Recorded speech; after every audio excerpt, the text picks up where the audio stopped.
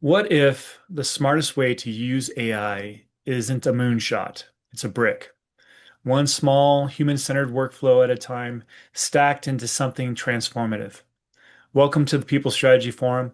I'm Sam Reeve, your host and CEO of CompTeam, where we help organizations design people-centered total rewards that attract and keep top performers. So today we are exploring the human side of AI, redefining workflows one brick at a time with Jolynn Ledgerwood, an executive coach and transformation partner that helps leaders turn AI from hype into humane, durable ways of working. So Jolynn's approach starts with people, not platforms, clarifying the jobs that need to be done, mapping the friction, and then placing a small, useful AI brick where it actually removes toil. So if you're ready to make AI real without breaking trust or burning out your team, this conversation is going to give you a practical playbook on how you can start before lunch if you'd like. So welcome, Jolene. Thank you, Sam. What an amazing introduction. I appreciate that. Yeah, absolutely. And so, as Jolene, what we typically do to start out with new guests is kind of our listeners want to know a little bit more about you, a little bit more about what has given you the passion to work where you are today. And so, can That's you kind of take us back and tell us a story about that? Yeah, absolutely. I was in my third year of nursing school when I was diagnosed with a specific learning disability and ADHD, ADD. And back in the day, that wasn't a thing that they would research or know anything about. So I had a decision to make. Do I want to continue to struggle in nursing school, or do I want to do this other fun job that I've been working in the hospitality industry for the last couple of years that gives me purpose and makes me feel really great about life. And so I pivoted and went into the restaurant industry, worked my way into management, was doing training and development for the teams across the nation. I would travel and visit various stores, interviewing, teaching the managers how to interview, teaching the teams how to train new associates or new employees, and just found that I wanted to help others who struggle with learning in the typical sense find a way that they can get information from material that's presented, even if it's not in their best methodology of receipt sense. And so I stayed in the hospitality industry for many years and then realized I needed to start to learn a little bit more about this thing called IT. And so I worked a little bit there and then was transformed into the cybersecurity space, all while doing training and development, and kept thinking there was this ladder that I was supposed to be climbing, that one day I was going to be like the VP of training. I was like, I don't really want to do that. I like training the people and the teams and the ones that are actually getting the work done where their bread and butter is. And so after the last layoff, I decided to open my own business, and I've been working with coaching teams and individuals, and I couldn't be happier. I love it. Well, that's great. Yeah. The world of work is just being it's getting more complex. There's a right now, I mean, of course, last year there was a large with artificial intelligence, there was a lot of new products and services and things like this that entered the workforce. And now it's like it's a full-time job just to keep up with all the technology and things that are going on. And so I think that really breaking things down into a simple format that can people can follow and it's more tactile and is critical. What do you think? I totally agree. There's so much that we can ask AI to do, and there's so much that I can send over to say, clean this up or fix this, or how do I do that, or prep my grocery list and my menus for the week, all the things. But really, we're all still human and we all still need to be able to interact with each other. We need to recognize that the humanity of our world is right now, it's tough. Like there's so many companies that are laying people off. Those that do work for those companies still feel unsure. Are they going to be next? Do they have another year? Do they have 2 years? What are they going to do? And to lean into the humanity of who we still are and to acknowledge that we still need one-to-one interaction. We still need community. We still need kindness, and we get that from each other. I can't get that from Claude. I can't get that from Chat GPT. Right. I say please and thank you, but they don't really respond in that way. So we still have to be able to count on each other, and we still have to really recognize that yes, those things are helpful, and we still need to continue to develop our people. We still need to develop to focus on teamwork. I can't type into AI, how do I encourage my team? How do we build team building in our, just for fun. I was writing a news article for my newsletter on LinkedIn, and I asked AI to depict the typical trust fall. And the first one that came back, the person was falling forward away from the teammates, which I thought that's pretty accurate, but totally opposite of what it's supposed to be. So I typed in directions. I said, please change for the main participant to be falling back into, and again, it did the same picture again. And I said, if that's not such an idea and such a mental picture of what AI does with team building, I think that's pretty accurate. So totally off, totally wrong. Yeah. Yes, yes, I think there still needs to have, and there's still some work to be done for sure. But AI only works when it works for people, of course. Mhm. And so, how have you been advising your leaders on how to use AI effectively in their organization? Yeah. So, I mean, put in questions that you have, put in, obviously all the information that you can feed it with the right prompt is going to get you a great result. It still requires us to review the information that's provided and decide, is this right or logical or, the right path for our teams, or do I need to trim it a little bit to make it fit us a little bit better. I encourage people to use it for fact-based information and for, again, like cleaning up letters or, expound, taking a few sentences and elaborating to make it bigger and more fluff, if you will. It's easy to do that, but when we have to work with our teams, so often we need to actually sit down and have a conversation or pick up the phone and have a conversation with our teams to really understand what they're going through and to show them that we really do care.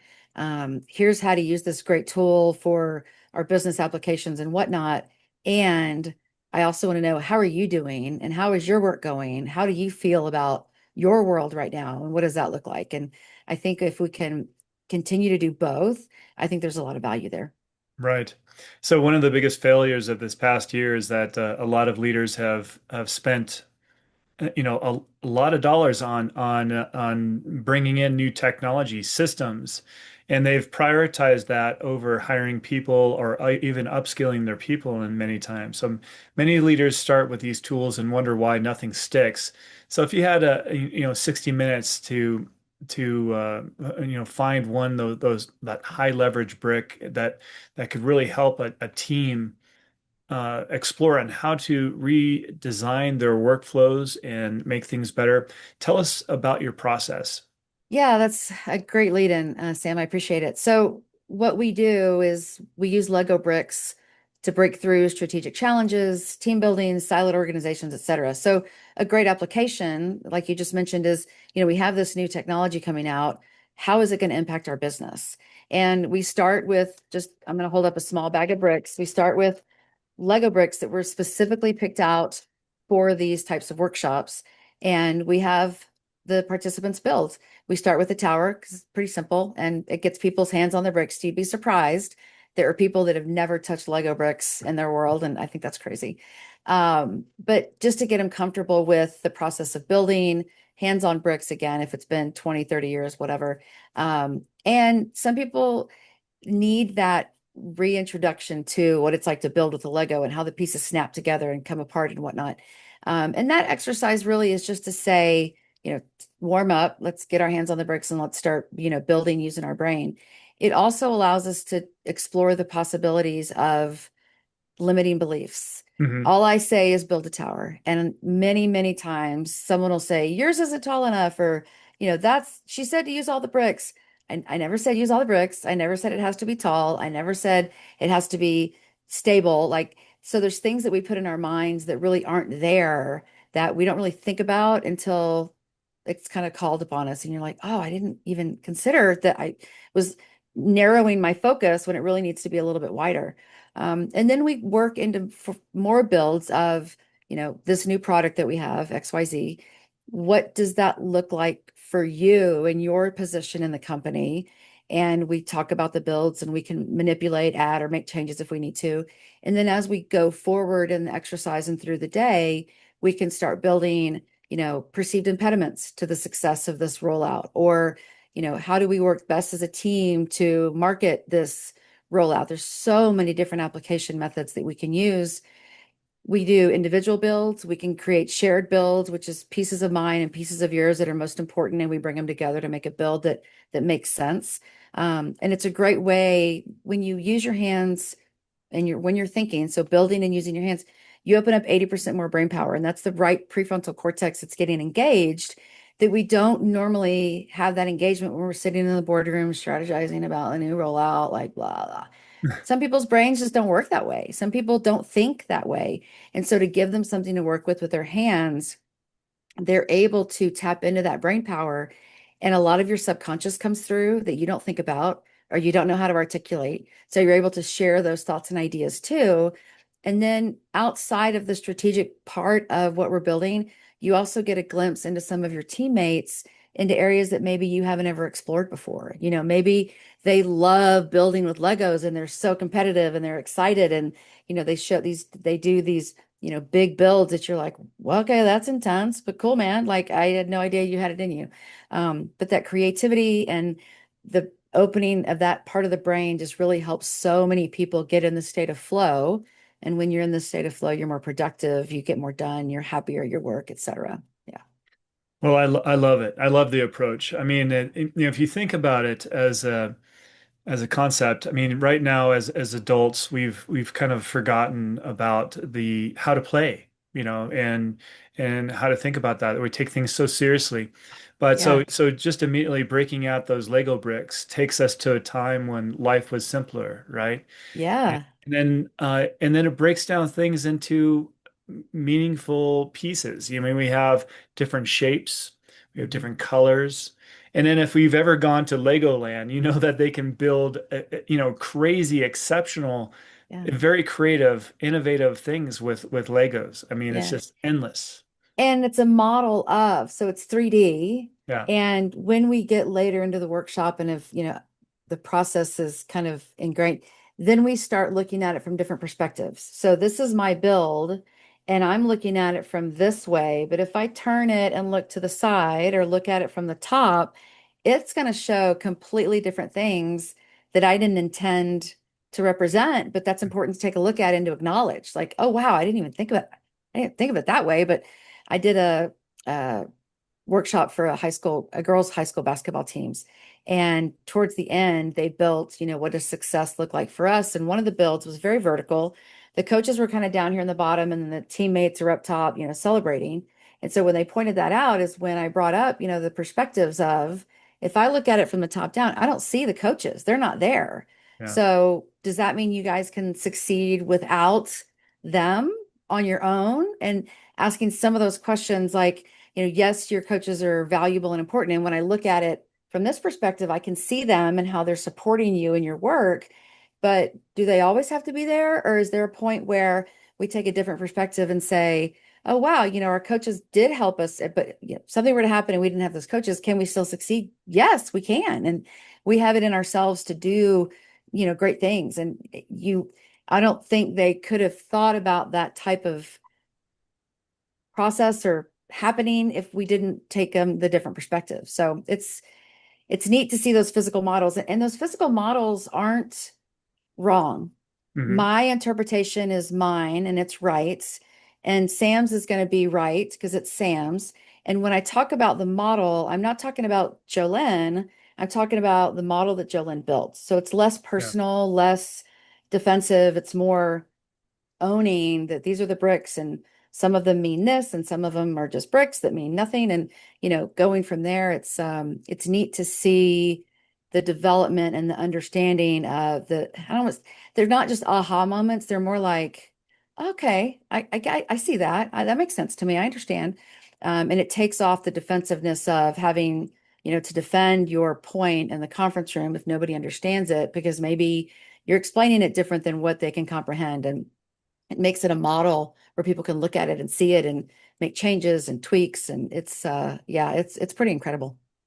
Yeah, and I think that also there's a couple of other things that it brings up. I mean, as you mentioned, I mean it's 3D, and so you can Mhm. look at different perspectives. That reminds us that we need to look at things from different perspectives to ensure that we're being truly innovative.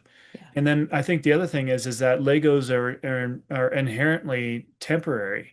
And so as processes change and mold throughout life, it kind of invites us to go back to the drawing board and see what new object we can create and how to refine it. Yeah, I agree. It's exciting to see them make those builds. And then when the workshop is over, we don't break anything down while people are still in the room because we don't want to see them, we don't want them to see us, taking down what they worked so hard to build. Yeah. They don't keep the bricks. They keep their small set to, I always encourage them, leave it on your desk. When you get stuck, build. But they only keep that small piece because we don't want them to feel stuck in that build. We don't want them to feel like they're stuck in that space of, okay, this is where we are, and take that build down, grow 6 months, a year. Let's come back and look at it again and see what changes are made. Yeah, yeah, right. I like that. I mean, it's in behavioral science that they've mentioned that have your building things, and then if you take it apart, it can be kind of Yeah. demotivating.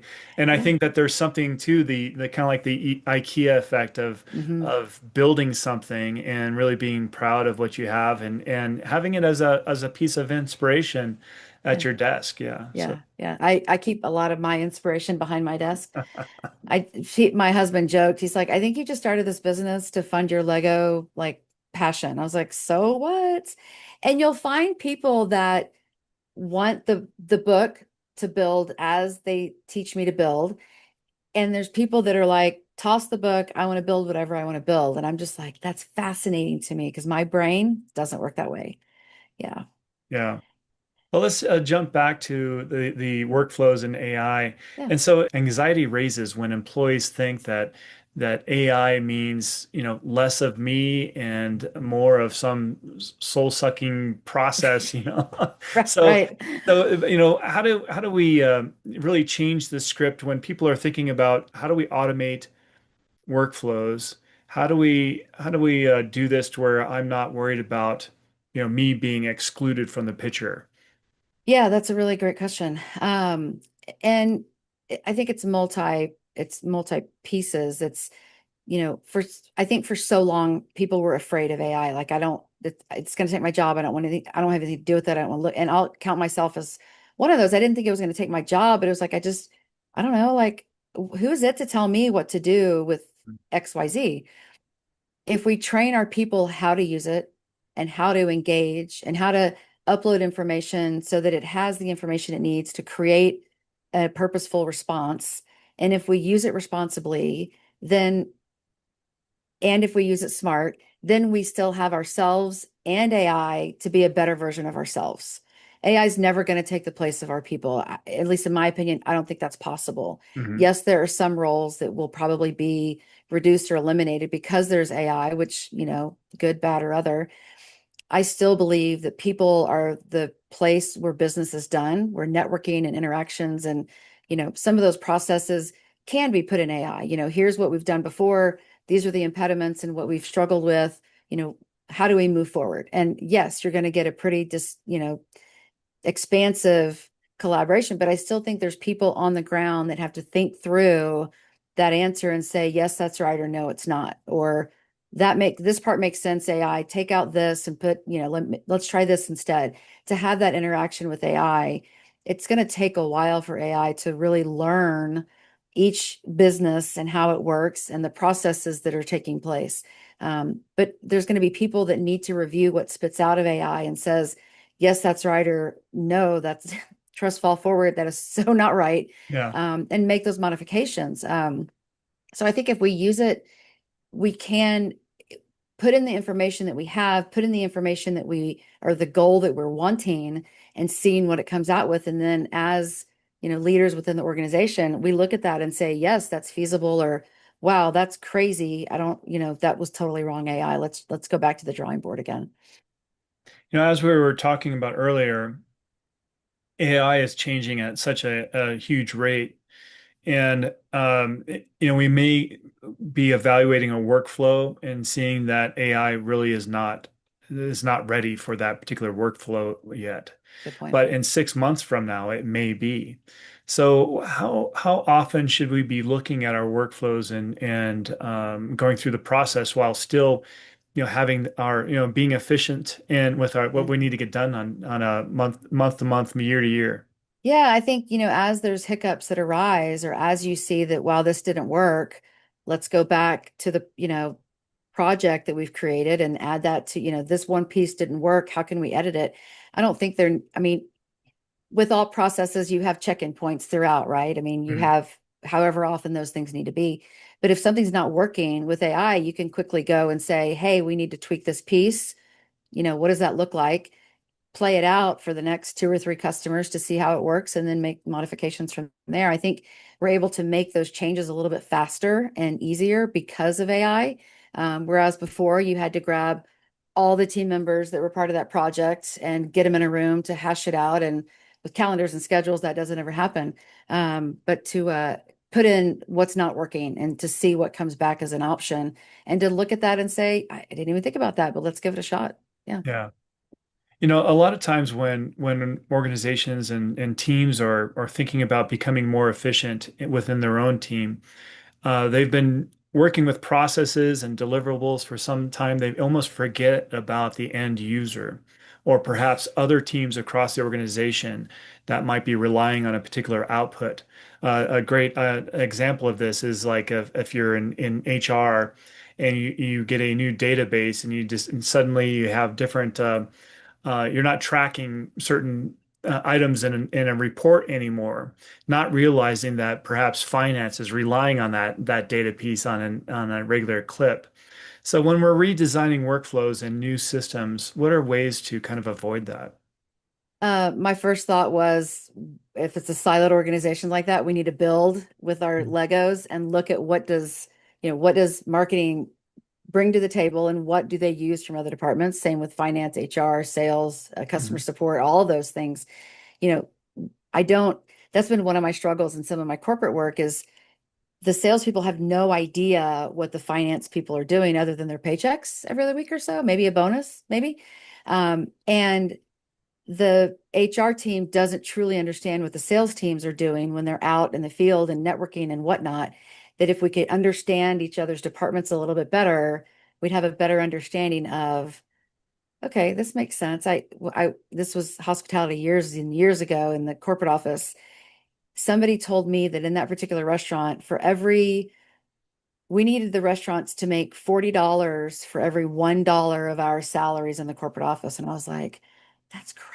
Like, I mean, yes, I know that we needed the restaurants. Yes, I know that we needed sales, but to break it down to that, I thought that's a lot. Like I need to be more aware of not limiting their time on the floor or limiting their time with the customers. They need to be out there talking and selling and, making a great experience for the customers. But back to your question in the corporate model, I think that it's important for us to know and have an idea of like not just processes of each of the departments, but, like you said, reports that are used or, you know, um, training that's being accessed. If it's a sales training module, why don't we let everybody look at it and learn from it? Because just because they're not in sales doesn't mean they may not benefit from such, access to that type of information. They may be a financial guru and running numbers and an accountant level. But if I see that they're doing, and I'm kind of going a little bit off on a ramp here, but if I see that they're taking those sales classes and getting really great grades and they keep engaging in new sales classes as they come out, why don't I talk to that guy about being a sales guy? Like just Yeah. because he came in as an accountant doesn't mean that, maybe his dad was an accountant and maybe he just did that but to have that access to more information and to see and to use the information that we have, the reporting metrics and whatever can show us that that person may be a great, and who knows, they may come to sales and be the highest performer ever. And we would have never known had we not opened up those sales modules and et cetera. Back to your original question, you're right. Those reports are important and we need to know who all's using them to what extent. Because, or the flip side would be maybe they don't use them at all. And HR didn't need to be doing those reports this whole time. They could have just stayed with, you know, other basic information or not shared it or all the things. Yeah. I'm having an ADD moment right now. I'm really sorry. I'm all over the place. Ah. No, that's just human. That's great. Yeah, I'm But just well, very but passionate. but one thing that I would say is when we're thinking about you mentioned metrics as far as looking at performance elements of what to do on the floor and of a restaurant and so forth and and then as we're redesigning workflows, of course, we should think about what metrics are going to show our success. But there's also the element you mentioned as far as people are part of the process as well. And Yeah. we might find through redesigning workflows and processes that a person may have are uniquely set to another passion. So how do we measure that and ensure that we can place people where they're going to be the most impactful in their career? There's there's several tools that can be used to engage how a person's brain works, the type of work that they would be good at. One of my favorites is StrengthsFinder. Or Clifton Strengths is what it's known as now. I've been using it for so long. I'm in the archaic days. But it's an assessment that asks the most random questions. Would you rather take your dog for a walk or eat cheesecake? And you're like, what? Like those have nothing to do with each other. Those types of arbitrary questions lead you down. Everyone has the same 34 strengths, and it prioritizes yours 1 to 34. And your top five, top 10 are really important to kind of take a look at. And the bottom five we call weaker strengths or lesser strengths. We don't spend any time on making ourselves better at those. We just acknowledge that that's where we are. And so if there's ever an opportunity that you need any of those talents and strengths, you might have to be really purposeful in engaging that strength particularly. But that's a great tool to use. Again, I really like cross-functional training. You know, if we have an element, a learning management system that we use for any department, my belief is everybody should have access to it because you'll be able to see where other people's interest lies, or maybe where there's a course that's more engaging than another course. But to be able to look at, who opened it and who took it and who finished it or quit after 5 minutes, those type of metrics that you mentioned are helpful to see if they're good programs. And it's it's okay to use a myriad of different things. I think if you drown in too much, then it's obviously too much, but to use a little bit of strengths and a little bit of our own metrics. And then, you'd be amazed when you ask your entire staff who would be interested in training an intern. The people that you least expect are going to be the ones that raise their hands and say, I will.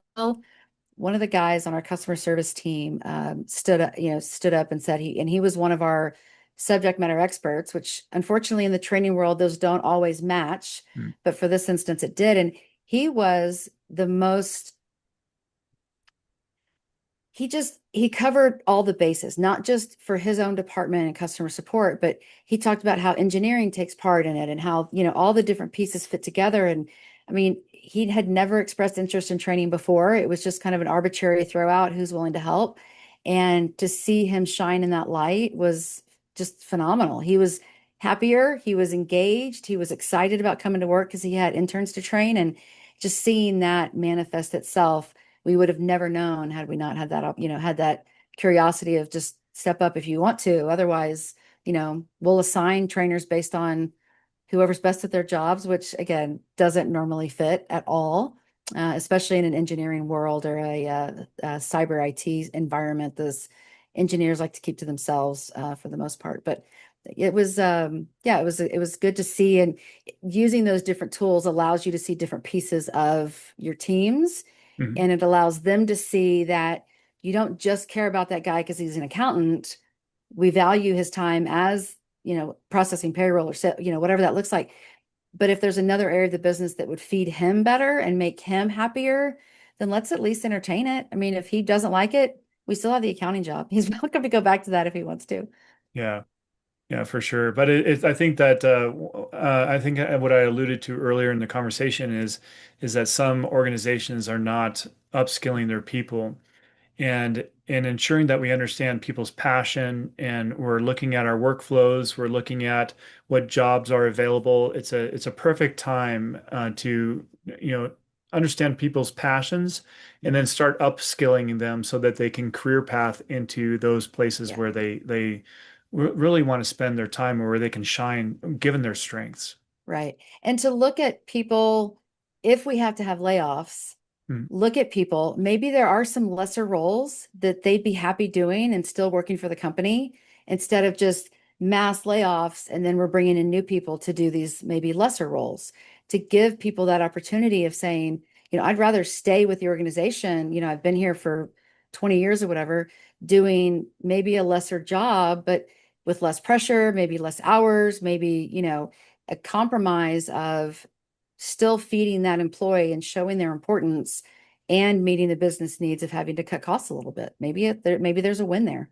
yeah, absolutely. And of course, as you mentioned, I mean, you were talking about lesser roles, but it can be just Mhm. other opportunities. Absolutely, So, yes. so if an organization understands the different processes they need done, the different skills that are required, and the different types of skills that their people have, whether it's related to their current role or not, that gives them that talent profile gives them the ability to move people around. Because of course, I think a lot of leaders really cringe when they're thinking about, letting people go. They're like, Hmm. really that person is really a good fit. I mean, I really hate to see them go, but we just Yeah, can't afford them in that right. role anymore. Yeah. Well, if we know people, if we know their talents, their strengths, we have the ability to shift them around the organization. And I've always been an advocate of what I ask for and what I put out there is what's going to manifest. Mm, So if you do want to learn a different area of the business, it's okay to ask. Like, is there somebody that I can talk to? I'd like to just understand more about this department. Who can I talk to? Like, what does that look like? And to own their own growth and development within the company that, if there's other positions that are open that you may be interested in, there's, in my opinion, no reason why you shouldn't express that interest and show that you do want to learn more, that you do want to, help others learn or, whatever that looks like. One of the big pieces of Strength Finders is again, Clifton Strengths, is that even here are my strengths and here are my team's strengths. And even if there's a part of my job or one of their jobs that doesn't fit with their strengths, is there somebody else on the team that does have that as a strength that would be willing to do that task? Just because it's on my list of things to do doesn't mean that I can't solicit for help and assistance in completing that task. And by doing so, it alleviates the stress and anxiety for me, and it feeds them and their strengths and makes them feel valued and important and have a say. And that type of management, I think, is so amazingly critical that it's not just, well, it's not on your list. So you're part of, bringing on new people. And I may be really good at that, executive, administratively, but people to people, if I'm not like that, I would love for somebody to come in and say, hey, I'll welcome them when they come in the front door. I'll be the one that, gives them the tour of the office or whatever, to give those people that time to shine, is it feeds them and it makes them want mhm. to do more and it makes them more engaged in their own work and feel value within the organization. So to look at the people's strengths and say, well, we need to cut in one area, but are there some of these people that have strengths that would be great in these other areas? You brought up a great point. Yeah, so what I'm hearing is that when you're saying is that as we're reviewing a workflow and we're looking at AI enhancements and things like this, or different types of tools that might improve the process, there's at times when we might find some skill gaps. Some individuals might say, well, I don't really like the way that my task or my job is transforming in the future and are looking for other options. Or perhaps you can find other team members that are interested in that particular skill and do some job redesign and Yes. to keep your talent. Yeah, that's a great idea. I like the way I've never heard it phrased that way of job redesign, but I really like that. And, how do we make these pieces fit in this team that has these strengths? What does that look like? And to be flexible with that, I think for managers is really important. Yes. And I've So never tried to feed strengths to AI, but I'm definitely going to do it after today and just see like, what do you got for me? Show me. yeah, Let's see this. Yeah. that'd be interesting. Hmm. So let's make this a bit more personable. In thinking about your daily practices, what do you do to keep yourself human first in this AI heavy world? What do you do there? So one, I this bag is open and I couldn't like turn it on the side for a reason. I build a lot. Like, and I Yeah. don't know if you can see, you can't see, but I have down over here outside of the window, I have several boxes of Legos that I like to build. I like to use my hands because that makes me feel productive. And when I Uh, finish a build, I'm like, yes, that looks amazing. In fact, you can't see it, but I just recently did the flamingo and I love it. Anyway, I build. I am constantly keeping myself busy. And if it's not building, then it's color coding calendars uh, to make sure that I have all the things that I need to get done. Um, I make sure that I am engaged in LinkedIn, obviously, with my clients and my podcast guests, just making sure that they have what they need. I always have to be busy, unfortunately, and so I keep things around me that will engage my brain when I have a slump for any reason. Yeah. Yeah, I love that. I have a colleague of mine. He's built some wonderful software for job evaluation, and he just loves Legos and building, different things. And so he's got these. I mean, I mean, when we're looking, if you ever looked at the Lego products, or if you're in Europe, like I think it's called Playmobil, they have a Yeah. different version over there. Yeah. I mean, some of those are made for adults only. I mean, they're so Absolutely. complex. They're The yeah, Milky Way and that's what's so great about Lego right now is because they recognize that adults want to build too. yeah. Some of these sets, that and the Mona Lisa, are, I mean, they're detailed, intricate builds, and they have a specific line for 18 and above. And it's so great. I don't if you don't know much about the Lego group holistically, they struggled for many, many, many years. They will be celebrating their 100th anniversary in 2032.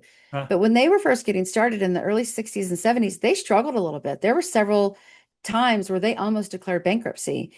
And it was the understanding of how the builds what the market wants from these builds. So like that's when they started the Star Wars series. That's when they started the Friends for the Girls series and some of those other series that they started. And now it's like it's huge. It's amazing. There's 15,000 facilitators of the Lego series play in the world, and only 100 of those are in the United States. Oh, Like, what wow. does that say about us? Like, this has to be our box of work. And this is what if it's not fitting in that box or at that round conference table to strategize, and it can't be work and it can't be productive. And I just can't spend money on doing it. I sent a quote for a workshop to a company the other day, a large company, and the gentleman that I was speaking to would need to then get it approved by the CEO. And he said, I just don't think he's going to see the value in Lego. Like he's going to see that that's just playing. And I was like, oh my gosh, you gotta be kidding me. Okay, well, then let's take building out. But when he sees the results and when he sees his team actually making models of these things, I think then that'll resonate. So it's a hard sell, to be honest. It really is, but it's worthwhile and it's fun. And I mean, just imagine taking your team. Normally, y'all all walk into the conference room together with your laptops and your coffee and 9 o'clock in the morning meeting. But imagine that same walk, but at every person's seat at the table, there's a stack of Lego bricks that's exactly the same that they each get. And they're like, wait, what? I thought we were working. We are working today. It's hard work. We're going to engage more brain power in that creative side and see what you guys can come up with. And I think that's what we need. You mentioned early on that we just don't play anymore, and we don't. It's like why we stopped having recess and after fifth grade, I don't know, because it would be a lot of fun in middle school and high school to go out and play kickball with my friends. I'm an adult now, and probably back then I would have been like, that's dumb, mom. But it'd be awesome. Like we don't play like we used to. And I encourage I encourage people that I talk to, if you have kids, young, old, whatever, if you've never put everything aside and just built some Legos with them, do it because the conversation takes on a whole new level when Mhm. you're hands-on bricks, building things together, looking at ideas. And it doesn't have to be a kit necessarily. Just buy a box of bricks and see what Yeah. happens. And the turnout is pretty awesome. I know. Well, I want to challenge any leader out there that is listening into this conversation. I mean, if you don't believe that a play is important, all you need to do is go out to a playground and watch a young person in action. You Yes. can and you see the creativity and the imagination. And imagine if your employees were going through that in their Mhm. Yeah. mind. and thinking about new products, new Yeah. applications. I mean, it can be hugely powerful and can be a game changer. They're not stressed about what time it's going to be to go home. They don't care about Susie's not wearing the right jeans. Like they're just having a good time. And the Right. joy and like you said, the curiosity, the creativity of the kids is just, I mean, wow. Yes, go out and watch kids play, grab some Play-Doh yourself and build Lego bricks if you want, whatever it is, but tap into that creative side of your mind and just see what happens. Don't overthink it. Just let it go and just see what comes out. And I think you'd be surprised. Yeah, so Jolynn, as we wrap up this conversation, is there any final words that you would like the leadership to be thinking about as they walk away from this conversation? Yeah, so one quote that I give often, that a friend of mine shared with me a while back, there was a very successful nanny that said, in every job that must be done, there is an element of fun. Find the fun and snap the job's a game.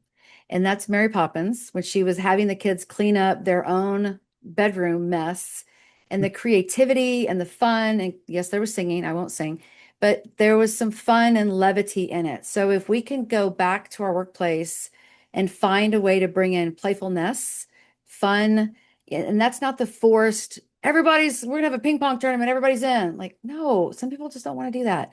But to bring in some bricks, if you're in the room, you're building, everyone gets to share, everyone gets a say, and it really allows us to be human and have all of our voices seen in a model form or heard in a sharing of our model. I think you'd be amazed at the results. You really would. Just give it a try, see what happens, and yeah, report back and let us know. Nice. Thanks, Yeah. Jolynn. Well, today's That- playbook has made AI humane and practical. So it's important for us to look at those workflows across our organization and see how we can enhance them. And sometimes these practical, sometimes perceived simple measures of using bricks or Legos can go a long way to simplifying the mindset, creating an avenue of creativity, and really help us measure what matters and to ensure that our people come out of the experience with a sense of play. And so I think that if we do this consistently, AI becomes more of an important tool that we learn to leverage and that we can it can be a force multiplier in an organization and not just a fad. So, Jolynn, thank you sincerely for Thank you. bringing this to our leaders' attention today. Absolutely. Thanks for having me, Sam. It's been a pleasure. For our listeners out there, if this has helped, or make sure that you subscribe and rate, and most importantly, share this with a colleague that can use this method of creativity to help their team grow and to bring a sense of levity into the organization. Once again, I'm Sam Reeve, and